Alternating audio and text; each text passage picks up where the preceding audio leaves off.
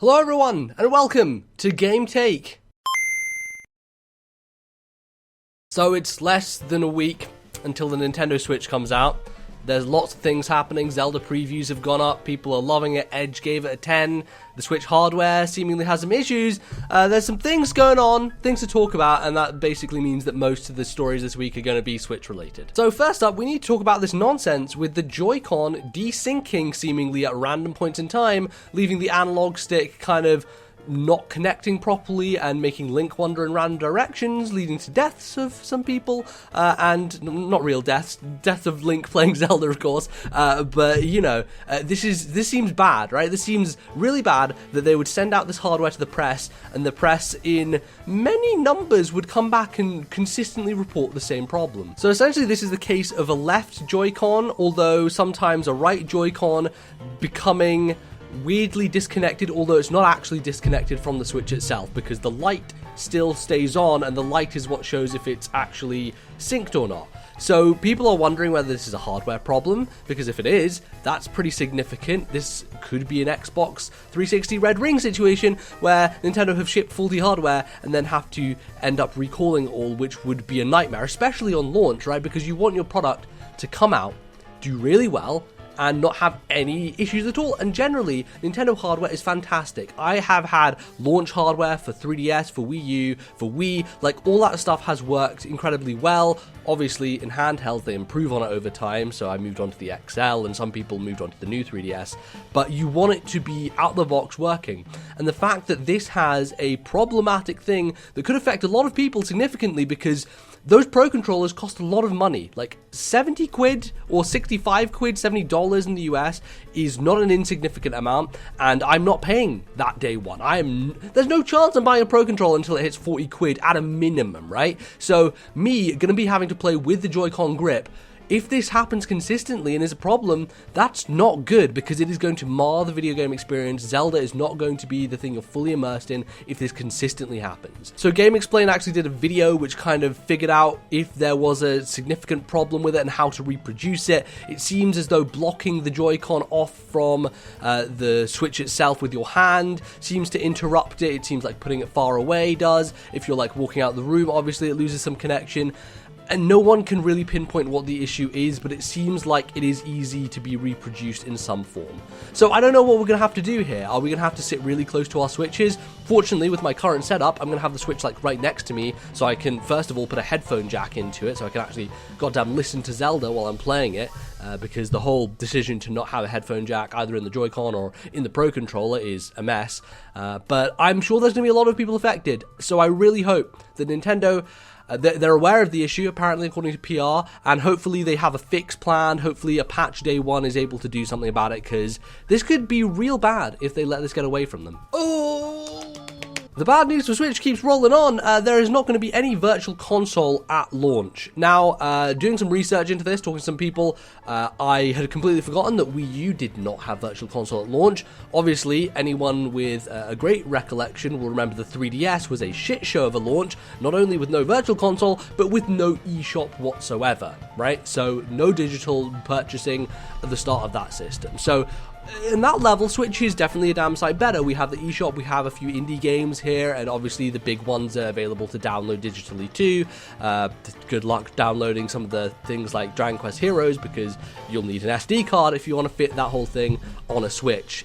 It's literally 32 gigabytes, and the available space you have on the launch unit is 25, because the OS takes up a bunch of space. So that's interesting, but that's not what we're talking about. We're talking about virtual console support, and how much it matters, really, because when you think about it, the only thing people are going to be playing day one is Zelda, and then some people pick up 1-2 Switch for a bit of parties, bit of showing it off, and I don't know how long it's going to be until people really start craving playing older games on this, and I think it is a bit of a fault of Nintendo to go out there and not have Virtual Console consistently supported from the off, because the thing with 3DS that was so cool was having the portability to be able to play those Game Boy games, and now you can play Super Nintendo games on new 3DS. Like, it's a neat thing to do, and the portability of Switch means that people want to do things like take an N64 game with them, or take a GameCube game with them. Like, you see these crazy videos on YouTube of this guy who basically took the GameCube keyboard controller, got rid of the keyboard, and put a screen inside it so he has a portable GameCube.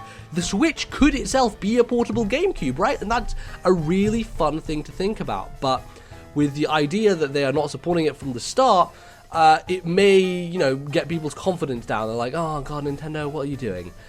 So it's a messaging problem, I think, for sure, and they've said they're going to talk about VC in the future. Hopefully they're rehauling it. Hopefully they just get rid of the Virtual Console name. They start calling it Nintendo Classics or Retro Games or something, which appeals to a different audience, which kind of gets people in the door with a kind of fresh start. And hopefully they're adding new functionality. Are there going to be like My Nintendo achievements tied to this? Are there going to be online play that's not separated just from the kind of free NES SNES game that you get? So I personally, it's not a deal breaker, but it's also another nail in the coffin of Switch Day 1 that keeps you thinking, well, this isn't really a proper launch, is it? And I think that we are going to see that consistently. Is like, there's a lot of things missing here. We would really like it to be better, but ultimately, we all want to play Zelda on that thing. So, it's hard, but yeah, that it doesn't really matter. And finally, some good news about the Switch. Hey, would you look at that? There's actually some turn up for the books. Snipperclips is out day 1. Now, I don't know if North America has confirmed this, but Europe has and Japan has. So it's inevitable. Even if it wasn't in North America, it's now region free, so you could download it there anyway. So Snipperclips is a game that kind of blew everyone away at the preview event, and it's kind of, after Zelda, it's the second one that people are like, oh shit, that's a nice cheap eShop game, multiplayer co-op thing, really cool idea, like from the small studio that Nintendo have worked with, just a great thing for people to get involved with. And they weren't saying anything about it. When was it coming out? Launch window, like first month? No one knew. And here's the thing, it's great that it's coming out. Why the fuck didn't they tell us that this was a launch game, like from the beginning? That would have helped so much. Maybe it was a thing where they didn't know if it was going to be ready in time. But even if that was the case, like, look, your launch lineup is so weak, you really need to push to get people to think this is better than it seems.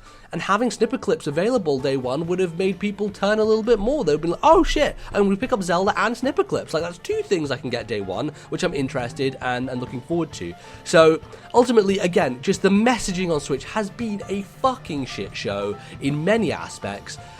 But they're getting there, and eventually I think we're going to be in a situation where this console knows it's off to the races, it's doing its thing.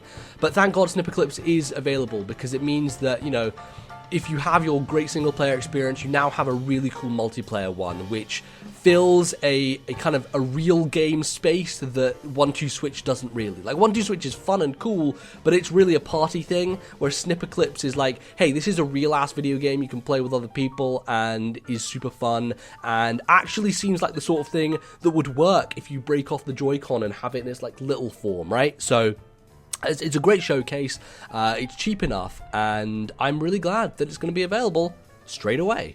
With all this said, look, all I care about is playing Zelda, and I'm so fucking just like reading stuff about it this week has just got me so jazzed. I'm incredibly excited for the possibilities. I am just going to dive in this weekend and go ham, so I hope you guys are too. Let me know what you're doing with your Switches, if you're getting one day 1, all that stuff, and I'll see you guys next time on another episode of Game Take. Goodbye.